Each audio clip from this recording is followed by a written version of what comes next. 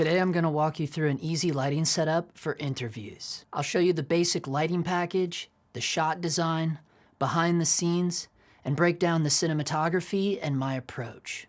The biggest challenge with corporate and documentary gigs is 9 times out of 10, you're walking in blind. You're at the mercy of Google Earth and your imagination. So I created this shot design without ever seeing today's locations. And I'm gonna show you 2 different scenarios where I used this same shot design. And they were completely 2 different looks, but had the same lighting foundation.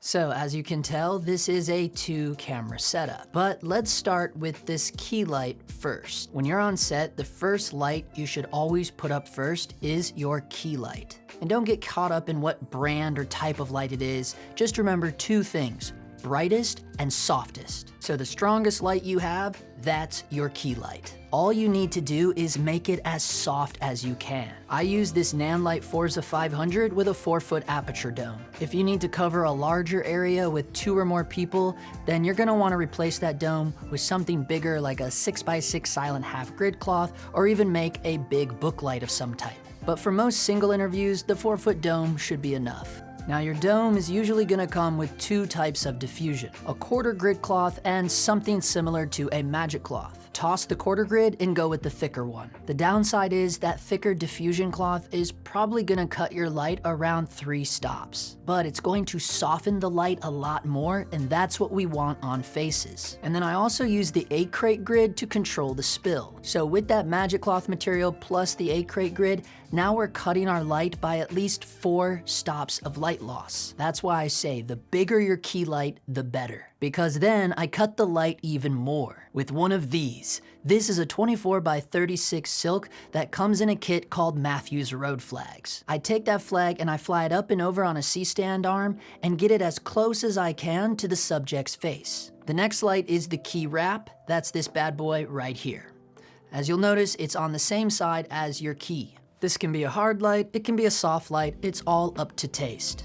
The main thing is you want it to hit your subject's body while also spilling into the background. It's gonna help your subject pop, but also help to keep them from looking lit. In these examples, I used a Nanlite Mixpanel 150 with the Chimera. The trick with this light is to dial it in around a half a stop over your key. Now the third source is your room tone, which is this right here. And this is the only time I think you would need a specific kind of light. In my opinion, easiest room tone is with a light matte. I use this Falcon Eyes RGB 1x2, but if you need to light for more than 1 person, then you should definitely use something larger. The trick with the light matte is you want to place it above and halfway behind your subject on a Matthews boom arm. It's the easiest way to provide room tone and a little tiny slight hair light. Be sure to use the diffusion and the 8-crate grid. The trick with the room tone is to keep it subtle, at least 2 full stops under your key. If you can see the room tone light with your 2 other lights on, it's too hot,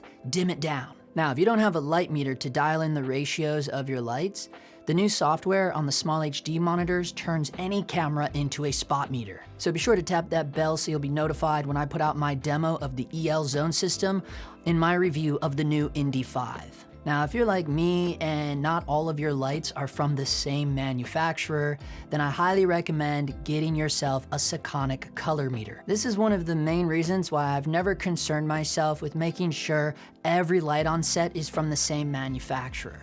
Even if it was, I don't trust LEDs. The more budget-friendly they are, the less accurate they are. But also what most people don't consider is the light could be as accurate as anything, but as soon as you diffuse it with anything or bounce it with something, now the temperature is gonna be something you have no idea what. Again, color meter to the rescue. Now, the 4th light is your edge light. It's up to personal taste if you want your edge light to be a hard source or a soft source. Me, I throw a small light dome on a Nanlite Forza 60B. I just found with soft sources, they tend to spill everywhere, like tubes aren't really ideal, even with an 8-crate grid. And I just found like a little hard light like the Forza 60B being bicolor, you can really fine tune it, but then with the dome and the 8-crate grid, it's like 2 in 1, you know, it's a hard source, but it's actually soft enough, but it's hard enough where you can still control it with that mini dome in the 8-crate grid. But if you're in a room with a large window like we were on this corporate shoot, you can use that window to your advantage and have a natural edge light. Because what you use for fill is not a light, it's instead another modifier. A 4x4 Ultra Bounce floppy from modern studio equipment. Not only is it your fill, but it's also going to block the window light from flooding the entire side of your subject. Now, the trick with dialing in your edge light is to place your Ultra Bounce flop or your normal flop, whatever you like to use for your fill.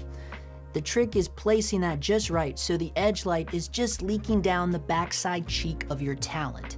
It's way harder to do than it is to say. But speaking about the Ultra Bounce, the reason why I use that instead of a normal floppy, because the tone of your piece is always going to dictate whether you want negative fill or just a little soft fill from the white side, right?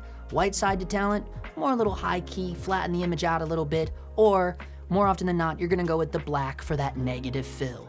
After that is your background light, which can be anything. As you can see from this overhead, I usually use my small cream source panel just to splash some light across the background. Yet in both of these scenarios, the windows provide not only depth, but also the background light. Now, usually shooting into a window is a death wish, but because these corporate jobs usually have zero production value, I always use the windows to have more depth in my shot. But of course, the size of your lighting package will determine if you're able to do that or not. And of course, it's always tricky balancing to windows, especially a large window facing outside where the sun is constantly moving. So be sure to shoot a lot of B-roll and have yourself a B-cam. Remember to set your B-cam on the shadow side and frame it so it runs along the window. Now, the last piece of the puzzle is something I did not include on this overhead, but I always use, even right now for this talking head.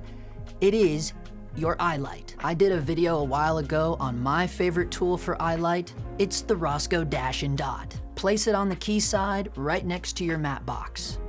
Or in this case, I have it directly above the camera. Amazing little light, it's soft and round. The little dot is a wonderful soft silicone ball. Keep it around 2 to 3% brightness and it'll be perfect.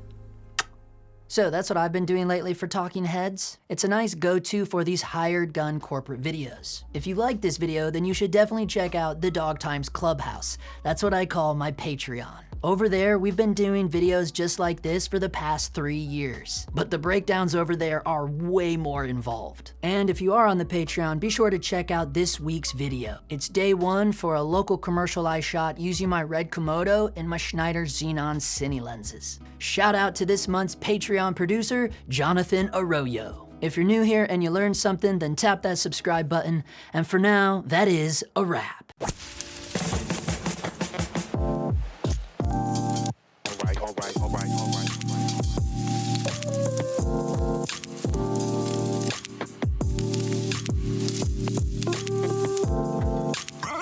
But I think it's great because, you know, when they do this stuff, you don't worry about the ums or hiccups or anything because they chop it up. They're going to have B-roll over it. They chop all that up. Yeah, so it'll make you sound like it's just perfectly rehearsed. Or okay, you know I just saw the Steven Spielberg director. Did you see that movie? The Fablemans? Fablemans. Oh, yeah, I love